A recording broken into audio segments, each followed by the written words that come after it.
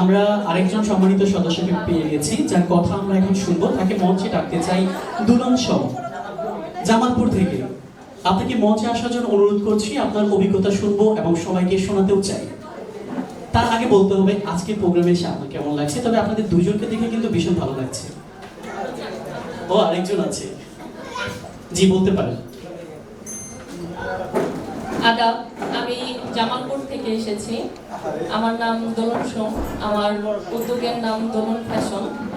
দিয়ামনি communication get together এই অনুষ্ঠানে আজকে এখানে উপস্থিত হতে পেরে আমি সত্যি অনেক আনন্দিত। দিয়ামনি নামটার সাথে আসলে এটা আমার আত্মার সাথে জড়াই গেছে। তার কারণ হচ্ছে অপূর্ব ভাইয়ের দিয়া হয়তো নাই, কিন্তু আমার দিয়া এখনো আছে আর কি। সবাই আমার দিয়ার জন্য দোয়া করবেন।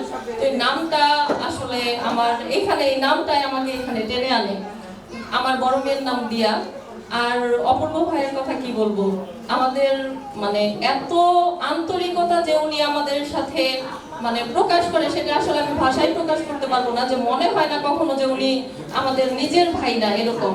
তো উনি যে উদ্যোগগুলো নিয়েছেন, আমি এবং আমার জামালপুর থেকে যারা আমার সাথে আছে এবং আরো অনেক উদ্যোক্তা আছে যারা দিয়ামণিকে ভালোবাসে কিন্তু আজকে এখানে আসতে পারেনি।